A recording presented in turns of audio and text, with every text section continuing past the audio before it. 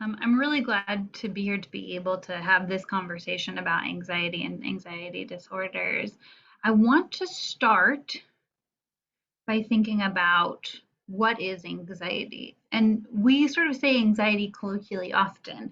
I'm having anxiety, I'm anxious, I'm stressed, I'm so when we think about that, in some ways, anxiety is an expected emotion, right? It arises situationally based on something that's happening currently in your life, and it doesn't over time significantly interfere with functioning.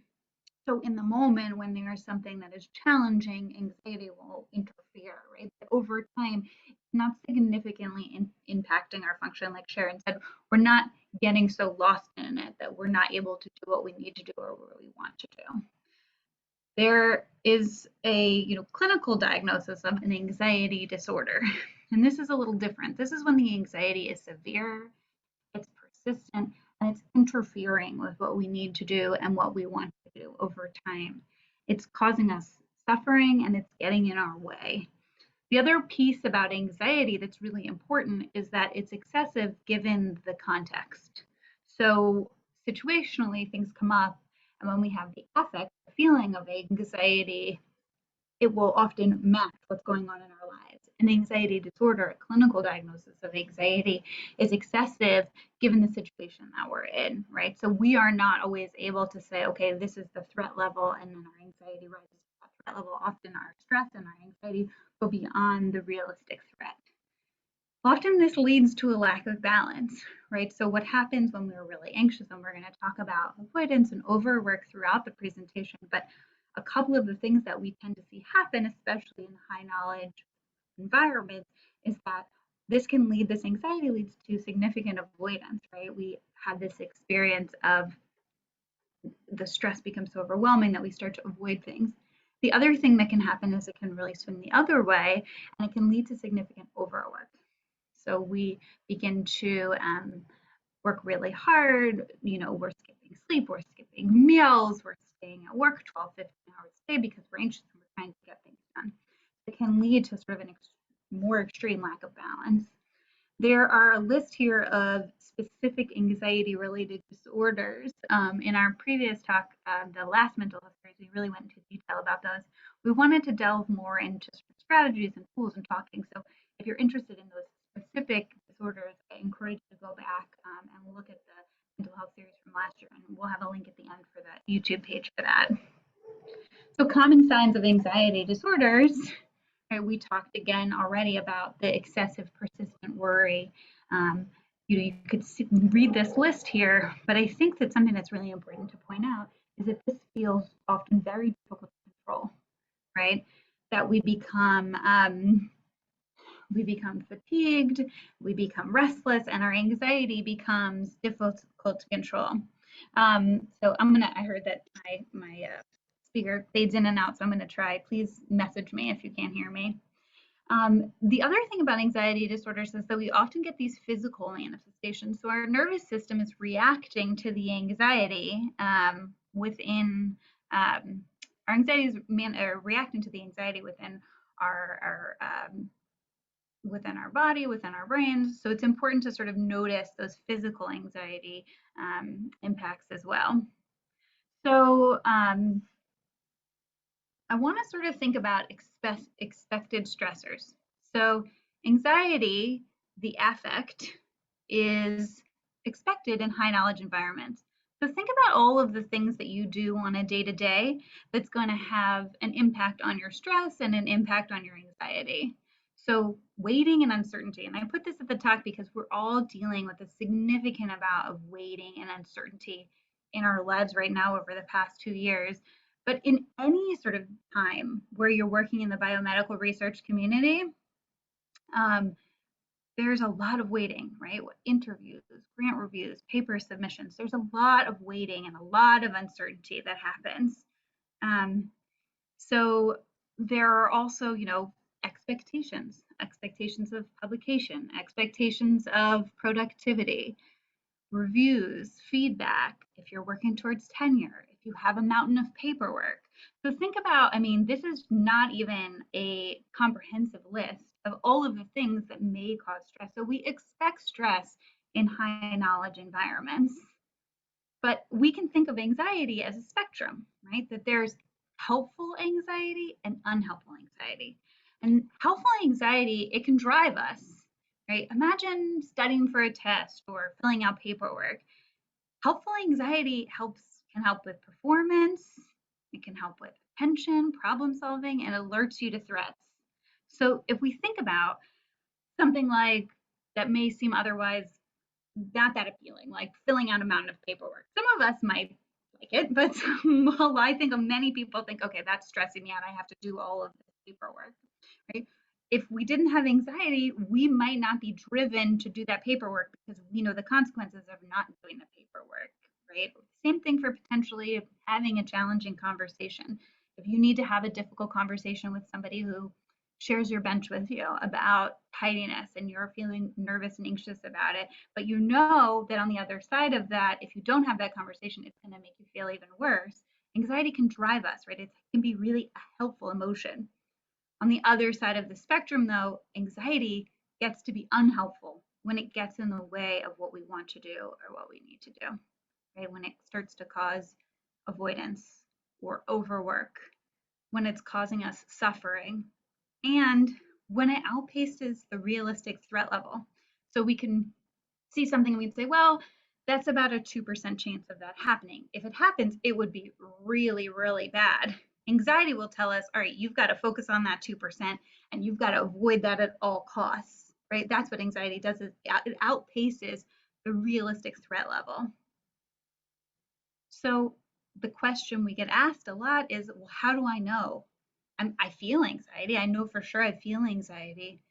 How do I know if this is helpful or if it's unhelpful? And the first thing I want to say is it helps to have support to figure out that question. It helps to speak to somebody that we trust.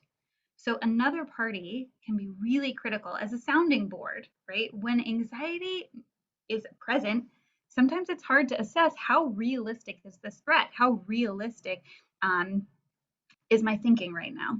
So we need to find often a trusted other, is what I sort of like to call it, a trusted other. A friend, it could be a family member, it could be a mentor that you're close to. You know, you can go to a primary care physician, right? And there's usually resources at your institution. But the idea is that we don't have to wait until we're in crisis, until we know for sure that the anxiety is helpful to get support. It helps to do that and to talk to people throughout. Um, I just want to point out, and I'm going to point this out throughout the talk today, but sometimes it takes more than one try to find somebody to sort of bounce these ideas off of. You know, we often hear that in therapy. You know, I had to go to a few therapists before I felt like I found somebody who felt right. I encourage you, if it takes more than one try, to sort of keep going and to keep working to find somebody who you can bounce these ideas off of and you can get support with. The other thing, you know, to check in with yourself internally, if you're trying to decide, is this anxiety helpful or unhelpful, are two questions that I like to have people ask themselves. So, is it getting in the way of what I want to do or what I need to do? And is it causing me great suffering? So, oftentimes, what people ask themselves is this anxiety realistic? Do I need to be worried about this? And then when you're in the throes of anxiety, that's sort of a hard question to answer, right? The anxiety itself is not letting you always see clearly.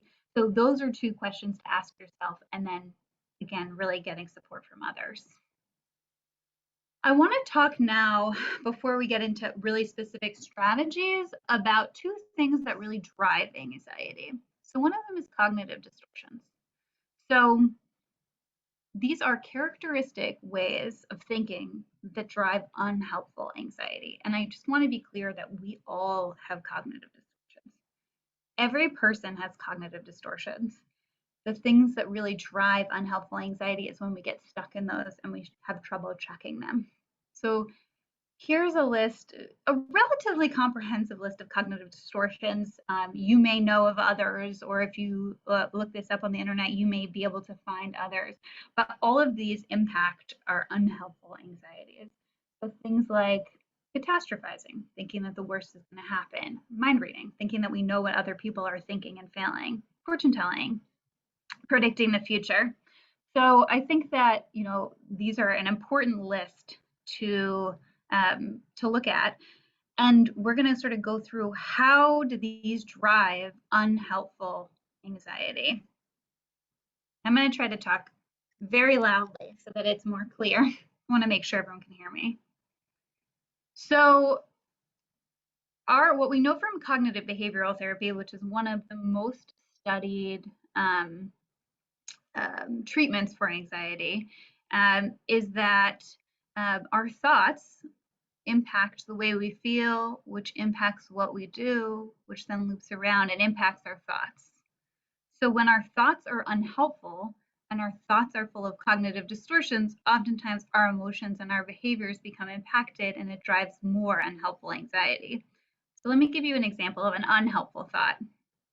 So I'm not being as productive as I should be, and people are going to see through me. They're finally going to realize I don't know what I'm doing. So I heard this thought a lot throughout the pandemic in working in the biomedical research world, that we're feeling like we're not being productive enough, right? And then that leads to a real fear, a lot of mind reading, a lot of catastrophizing, a lot of fortune telling about what's going to happen, which then leads to anxiety, stress, panic, disappointment, overwhelm, which then may lead you to overwork and micromanage and feel burnt out, or it might lead to isolation, avoidance. I'm not being productive, so I can't send that email, which then makes us feel like, wow, I'm really not being productive. And we go in this cycle. We want to try to sort of shift and reframe to more helpful thoughts.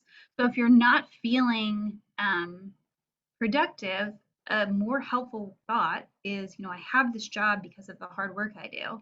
And I'm mind reading and making assumptions about what other people think about me with very little evidence of that. I wish that I had more done at this point, but I can only focus on work I can do moving forward. So we're still going to feel uneasy and uncomfortable. I don't want to give the impression that when we manage our cognitive distortions, all of our difficult feelings go away. We're still going to have feelings of unease and discomfort, but it helps us not get so stuck in the anxiety that we feel like we don't have a way forward. This then, right, leads to more healthy coping, checking in, getting support, and working on what we can work on. So I really like this sort of stop and challenge yourself talk. So first we have to take a breath because it helps to get our nervous system under control when we're feeling really anxious. So taking a breath, letting our lungs send a signal to our brain that we don't have to necessarily be in fight, flight, freeze, or fawn. We can take a deep breath and compassionately acknowledge that there are automatic thoughts that are popping up. And I put the word compassionately in there for a reason, because I think often when we're challenging our self-talk, we're being hard on ourselves. So we're saying, oh, I shouldn't be so hard on myself, or I should have known, or, I should really stop being so anxious. That's not so helpful often, right? So being compassionate with yourself when you acknowledge, yes, I am anxious, I'm human, this is a hard time, and these thoughts are not helpful to me. Sort of using your scientific mind to collect evidence and data sort of to determine the accuracy of these thoughts, thinking about more helpful alternative options. Are there other ways to look at this that might feel more helpful, that might open up my choices? And of course, using a safe and trustworthy others to help you check your assumptions. Because when we are very deep in our cognitive distortions and our anxiety, sometimes we can intellectually sort of say, okay, well, maybe that's not right, but I still feel anxious and feel stuck. And sometimes we can't even check the realistic nature of our thoughts. So finding those safe others and talking about this with them. Stop is a good one. I like to print this out and I have it all over my offices, which is stopping and taking a breath, assessing what our choices are, and then picking a choice. And even if none of the choices feel that great, at least we don't get stuck in one thing. The other thing that drives anxiety, and we're actually going to have a small group supplemental discussion on this on the 27th, and I really encourage people to come to that, is perfectionism. So perfectionism is an unhelpful protector against pain. So Brene Brown defines perfectionism as the belief that if we do things perfectly and we appear perfect, then we can minimize or avoid blame, judgment, and shame and that pain, right? So if we just sort of get everything just right, then I won't have to feel that judgment. I won't have to feel that shame that happens when I do make a mistake or things don't go my way. But it trying to serve as a protector, but it doesn't work that well. In fact, it often creates great anxiety. So I think many of us know the feeling of when things have to be just right and we can't get them there, or we make a mistake, or we blunder. That even makes the anxiety worse because internally we're saying, oh, I should have done more. I should have known. I should have prepared. I should have done something different, right? Perfectionism turns that blame inwards and it becomes sort of a cycle. Okay, next time I have to work harder. And then the next time, because perfectionism doesn't really exist, right? We make a mistake, we feel more anxious, we feel it's hard, it gets harder. So there are lots of thoughts, feelings, and behaviors that come with that. If you think about that triangle and that cycle, almost all of the cognitive distortions play into anxiety that's related to perfectionism. And we feel, I think ashamed is maybe one of the harder ones, anxious, embarrassed, guilty, overwhelmed. We get a lot of feelings, right, from perfectionism. And then we start acting on that. We overwork, we overplan, we skip our meals, we don't pay attention to our nutrition and our relationships, right, which then makes things harder. We start things over and over. It's hard to get organized. Oftentimes I'll hear about organization as a primary thing. When people come to me, they say, I can't get organized. My brain, it can't quite get organized. And I always we think about anxiety together. We often also procrastinate and avoid things. If I can't get it perfectly, then I'm not going to start. We don't want to ask for help because we don't want to tell anyone else that we might make a mistake. And we start to compare ourselves to others. We also don't take risks, calculated risks, apply for things because we're worried we're not going to be able to do it perfectly. So we idealize this. When I talk about perfection, people often say, yeah, that's me. And I see that it's not helpful, but I don't want to give it up because that's what got me here. And I want to just acknowledge that that's a huge part of perfectionism. And we often talk about it and we find that it's the striving that gets people there. We don't want to give it up because it appears everyone else seems to have it together. So why should I give up on that?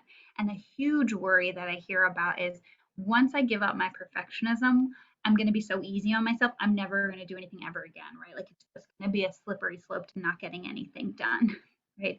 So I think that these are different ways that we idealize perfectionism, but as we heard, it doesn't help us. What we want to do instead is move towards healthy striving, right? Which allows us to work really hard, but acknowledge that mistakes are part of the process, right? And so that's a critical part of learning, of growing. That's growth mindset, which I think people often hear about, right? Carol Dweck and growth mindset. And there's a link at the bottom here about the power of yet, which is a powerful tool in growth mindset. It helps us reduce this unproductive planning, this going over things again and again, right? It helps us reach out for help and not hide our worries if we know that mistakes are part of the process. We're willing to take risks. And we recognize that our self worth is separate from our productivity and our output, right? So the whole process becomes more enjoyable.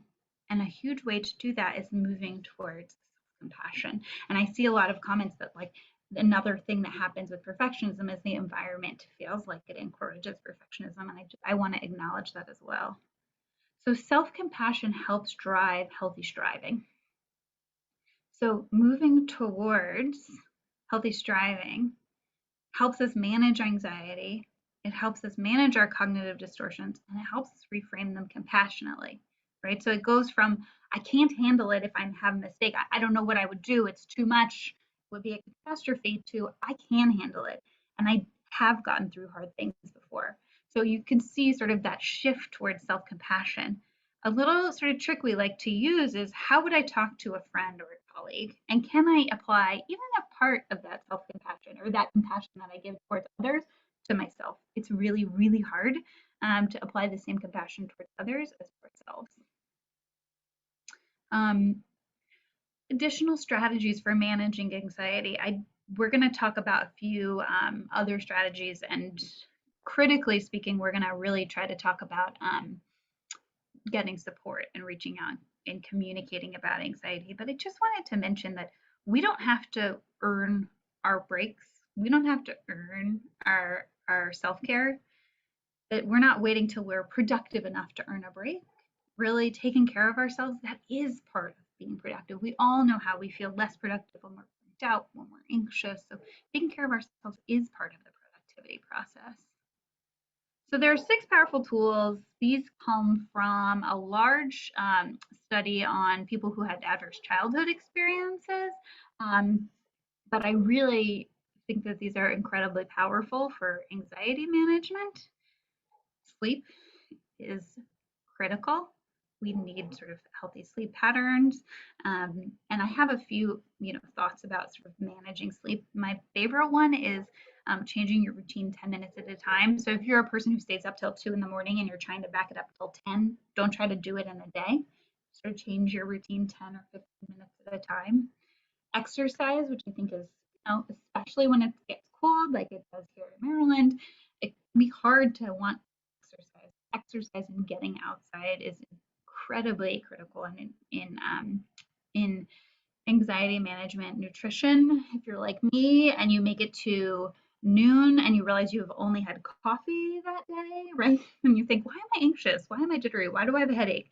Thinking about, is my nutrition going out the window? Mindfulness, which simplified is really recognizing our feelings, being aware of our anxiety without judging them, without getting super attached to them. How do I feel instead of how should I feel? Journaling is a really wonderful mindfulness tool when we're feeling particularly anxious. Grounding exercises, which is, basically exercises that help us stay in the here and now, especially when we're anxious, our mind goes. So helping us stay in the here and now, and deep breathing. If you Google grounding exercises, there are a lot. Of options. And in our previous mental health talk, I go through them in more detail. Healthy relationships, and we're going to talk again about how do you connect with others. But healthy relationships, even if it's not around your anxiety, right? Giving yourself a break, calling someone, doing a Zoom, being outside with somebody in a way that feels safe to you. And then focusing on our mental health, right? When we need more mental health support, therapy, there are medications tailored, and we're going to talk about sort of finding a therapist. The last little piece I want to talk about before we talk about communication is focusing on what you can control. And if you've been to any of our talks in the last, since the pandemic started, you may have seen this particular slide, right? This is a critical slide. It was developed by one of our colleagues, Kelly Donahue. And I think anxiety lives in that yellow box, right?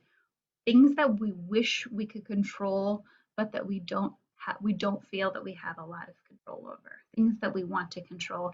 This is where a lot of our anxiety lives. So whether it's the behavior of other people or particular interactions, things that make us feel uncomfortable.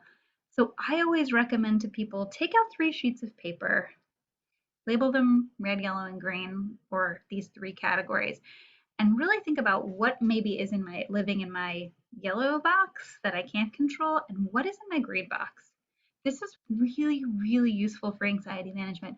What are the parts of this puzzle that I do have some choices over, right? And those parts of control, and what can I do with the things that I don't? So now we're going to spend the rest of the time really talking about what it means to connect and get support around anxiety. We open the session saying it's important to connect with other people. But when we're anxious, that's a really hard thing to do because we often feel embarrassed or ashamed of our anxiety. And our cognitive distortions make us think of the worst case scenario.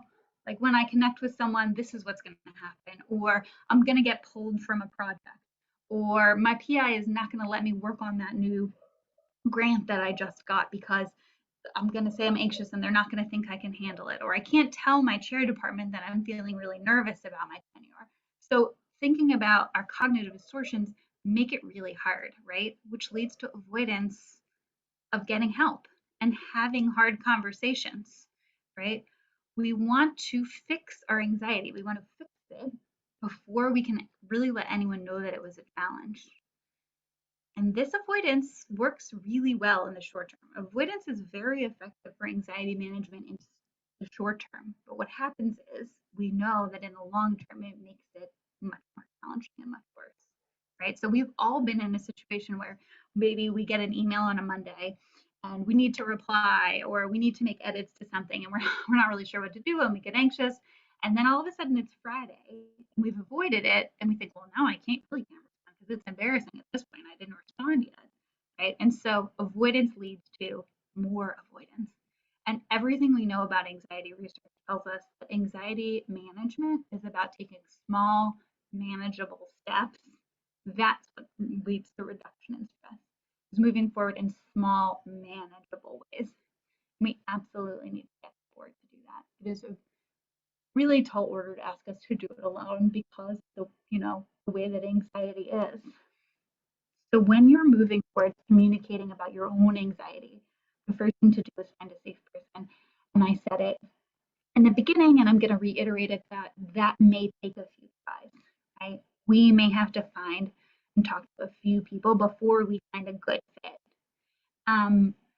This might be a friend. I have a bunch of sort of ideas about who might be a safe person here. It could be a friend, it could be a family member, it could be a colleague, and you may be looking at this list and say, "Ooh, not my colleagues or not my family members." Go through the list and see sort of what makes you feel comfortable, right? Could be a trusted mentor. Um, it could be a mental health professional. So you want to assess the risks and rewards of having an open conversation about your anxiety, right? Consider the context and the relationship, the nature of your relationship, right? Some of us feel like, we want to go right to a family member or friend. And some of us feel like, well, I really have to talk to my boss about this. Is that the first person you want to start with? Or do you want to sort of start with somebody who maybe would be a little bit less risky and then work your way up to that, right? So we want to do a risk assessment about the nature of our relationship, both internally, we want to ask ourselves who's the best person to start with. We also want to do it with a safe person, right? So if you have a friend and you say, I really want to talk to my boss about this thing. Can I run it by you, right? Do you think this is okay? Do you think that's too risky to say? How do you think I should change it? So we can do these risk assessments for having these conversations with other people. And oftentimes that's where we get really good ideas. We can also start small to test the waters. So when we're communicating about our anxiety, we don't have to jump in feet first, right? We can say to somebody, hey, I'm having a stressful week. What about you? Right? We can sort of slowly test the waters and see who feels trustworthy to us and how are people responding to us, right? So again, this is the part about small manageable steps. I also want people to be aware that cognitive distortions may have an impact on these discussions. So we may have this conversation and our cognitive distortion of mind reading, we think we know what the other person got away from it. So just really being aware that, hey, if mind reading is my primary cognitive distortion, maybe after I have a conversation with somebody, I need to have another person that I can say, okay, this is what happened. Can you help me sort of think about it? Once we find our safe person, we want to sort of think about what do we want to get out of the conversation? Do we just want support? We can say, hey, you know, I'm having a tough week. Can I vent for a while? Do we need understandings? Are we requesting something specific? Do we need modifications to a work schedule? Do we need modifications to expectations, right? Do I need time off once a week for therapy? Do I need to be able to come in later because I've started an anxiety med and there's some side effects and I'm having trouble getting up in the morning, so I want to work from 10 to 6 instead of 9 to 5, right? So really thinking about what is it that I want to get out of this particular conversation and deciding on a clear ask. And there's a link at the bottom to an assertiveness talk that Dr. Milgram gave. I encourage you, there's really a lot of specifics about clear asks in that talk and assertively communicating. We want to clarify the boundaries based on the context of the relationship before the conversation. So thinking with ourselves or with our trusted person, okay, what are my boundaries here? How much information does this person need? What's too much and what's too little? What are the boundaries of this specific relationship? And then practice the conversation, right? So practicing this um, is really going to be sort of helpful. And it really also allows us to embed self soothing and anxiety management into the conversation. So, the same way you might practice a talk and you can take a deep breath, you could say, okay, if I'm nervous during this talk, if I'm nervous during this presentation, I can take a deep breath, or I can squeeze putty, or I can sort of do something to help me manage my anxiety. As you're practicing the conversation, incorporate deep breathing and grounding into that. And this next point I find incredibly critical, which is aiming for healthy striving and not perfection in the conversation.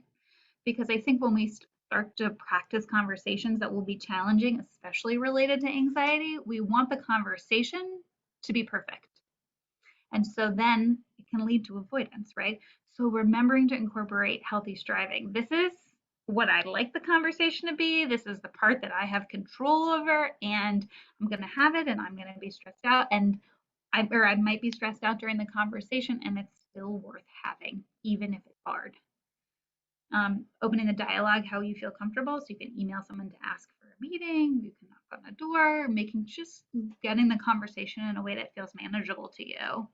Creating a plan, which includes how to appropriately walk away. If your anxiety becomes really overwhelming and it no longer feels productive, it's part of anxiety management to say, I really appreciate you having this conversation with me today. Do you think we could continue it at another time? Right? Or this isn't feeling productive at the moment. Do you think that we could come back to this? I'd really like to finish this conversation at another time. And how to request a follow up meeting. So when we have these conversations, it's really helpful to not just have them one time, right? To be able to sort of incorporate these discussions and see how things are going and assess and changes needed. And then setting up support for ourselves afterwards. After these challenging conversations, we usually need to process them. So making sure that you have someone to talk to if that's what helps you, or if you're the kind of person that says, after this conversation, I'm going to go for a run, or I'm going to spend 20 minutes outside, or I'm going to cook something, right? Making sure that you have support for yourself because these conversations can be really challenging. There are safe and effective ways to get professional help. It's important to think about that when you're struggling with anxiety, there are mental health professionals that can support you in this in a safe, supportive, non-judgmental, and pretty importantly, confidential environment, right? So it can be a neutral third party to think about these things, especially if I'm talking and I'm saying, find a safe other, and you're thinking, I'm not exactly sure who I would go to for that. Sometimes a therapist can be a really helpful, safe, confidential third party. There's also medication tailored specifically to support clinical anxiety. I'm not a physician, but I do know that speaking with your primary care physician or a psychiatrist is a good way to sort of start a conversation. If you're feeling like you understand these tools and you're really struggling to access them, and this is something that you would like a little more support with. And psychiatrist is the medical doctor who will work on these things with you, but you can start with a primary care physician as well if that feels more accessible. When you're thinking about therapy, there are a lot of things to think about for goodness of fit. There's logistical timing. Can I get there? Do they take my insurance? Is it possible for me to go out of network? And also, sort of personality specialties, identity specifics that are important to you, right? Do you have a specific gender identity or sexual identity or racial identity or religious identity? There are therapists to make sure that you find a good fit. A note on stigma. This is really real, and I just want to acknowledge that stigma can be a real barrier to seeking services.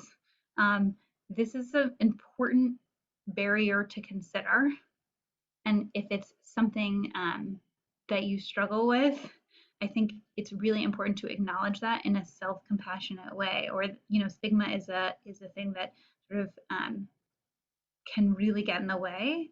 And it might be important to seek therapy otherwise. Or seek therapy anyways. The really interesting thing about therapy is you can talk with a therapist about the stigma. You can talk with the therapist about those concerns. There are resources on here,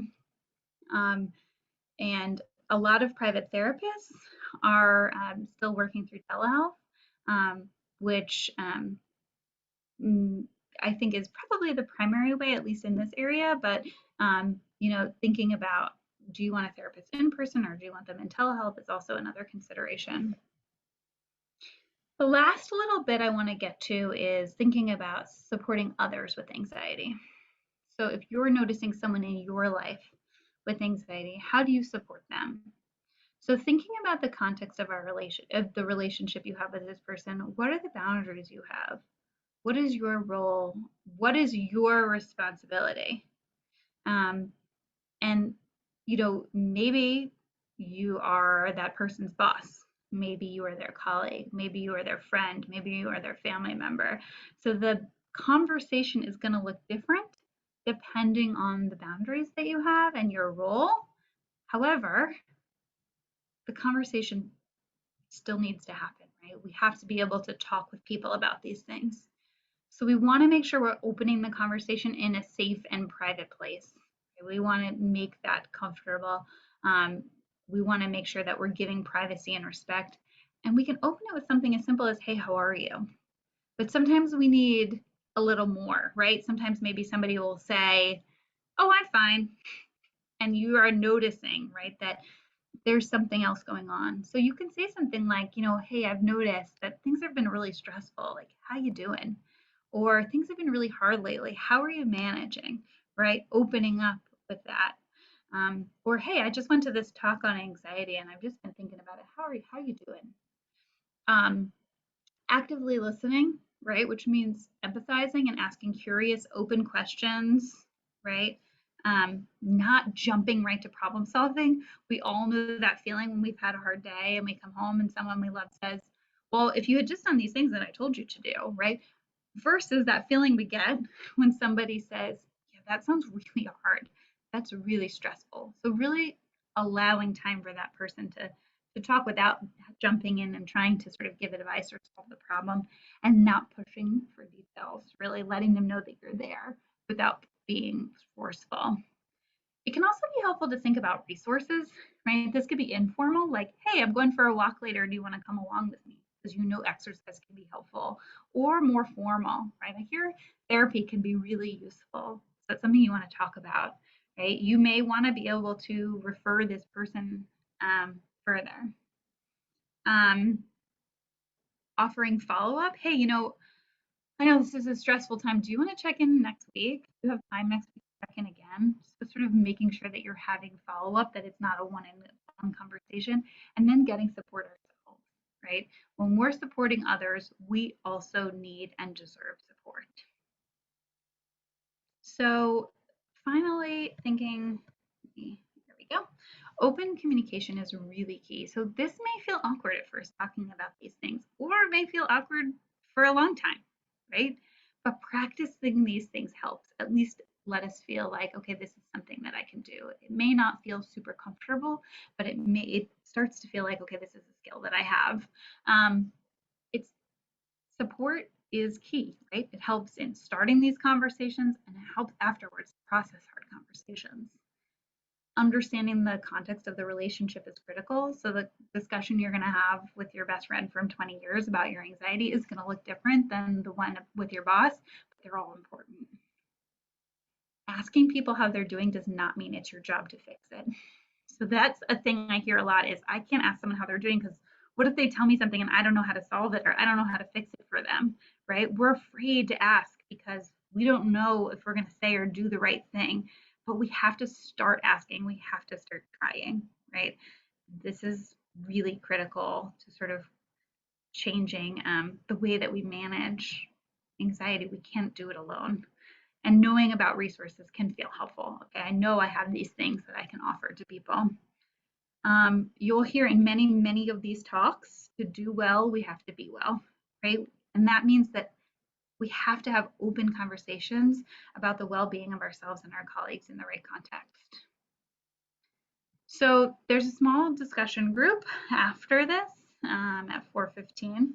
I encourage people to come. We're talking about building anxiety management skills. We're talking about, open communication, speaking with others about your own anxiety and supporting others with anxiety. And we're talking about the barriers that make managing anxiety and supporting us with anxiety challenging. And this is really an open conversation to have that. I see there's a lot in the chat. And I really encourage people to come and speak together. They're facilitated by therapists. Turn your camera on and participate. If this is something where you need to come and you'd like to come, but you don't think you can turn your camera on, that's okay. Just come anyways and just listen. It's okay. It's, what do we say, small, manageable steps. And the stories are confidential, and that part is not taped. There's a few supplemental sessions. I mentioned the perfectionism one. There's also one on social anxiety skills on the 20th, and you'll get information and links for those to really enhance like this skill set. I'm gonna put the link up for the Zoom meeting today, but moving forward, here's the schedule for the rest of the mental health series.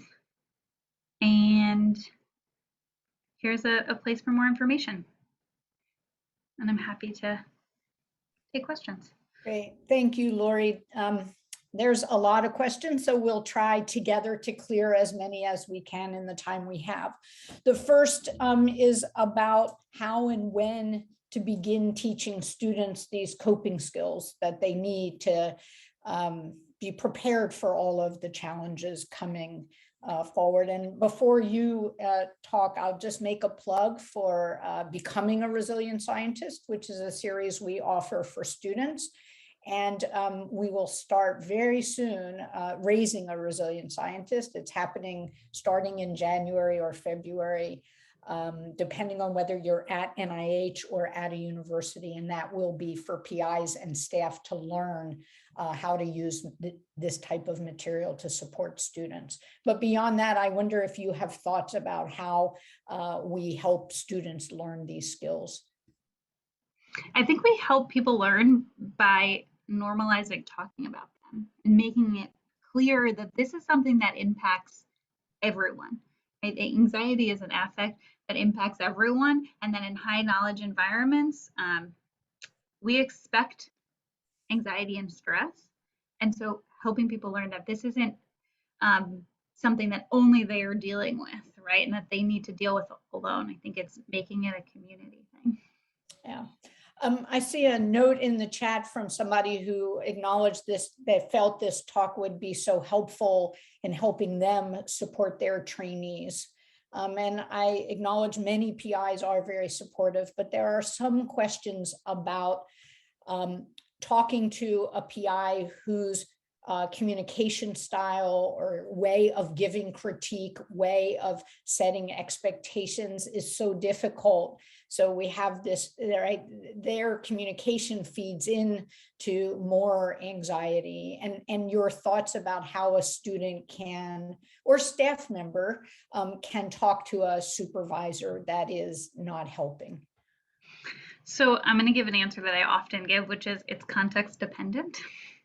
It is really context, because I talked a lot about the risks and reward, and I think with the supervisor who has a style of communicating that increases anxiety, we really have to think about the risks of those conversations. And oftentimes they need to be had anyways, but when a conversation feels particularly risky, that's when we need to go to someone else first often.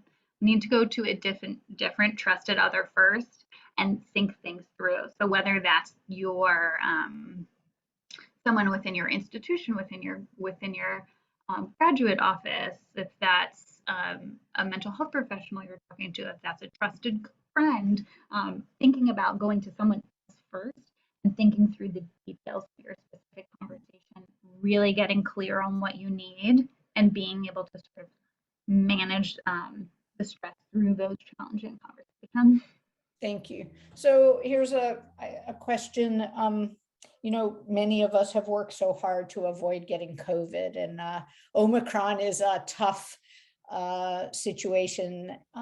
So this is a question about just feeling so shocked and disappointed about testing COVID positive. And that in and of itself brings stress and anxiety. But then there's all the anxiety of, I need to rest and I'm going to get behind. And if you could maybe put some of your talk into the context of the pandemic and all the additional factors there. Yeah, I mean, this is a really tricky one, right? Because I think for me, it goes back to those three circles of what's in my control, what's not in my control, and what do I wish to control, right? So if you're really sick and you can't work, right, you wish that you weren't. Maybe there's a lot of those things I think fall in that yellow circle, and thinking about what is in my green circle right now. I think there's also like a grieving to the anxiety and the pandemic and the fact that it's lasting so long and all the hopes and disappointments that we've had. And that, when we're grieving, sometimes it can feel a lot like anxiety and stress, especially when we're feeling out of control. So allowing ourselves to feel all of those feelings and getting support where we need it. Mental health professionals have never been busier because I think people are starting to say, this is something I need a little more help here. Yeah, this is really an unprecedented experience we're all having.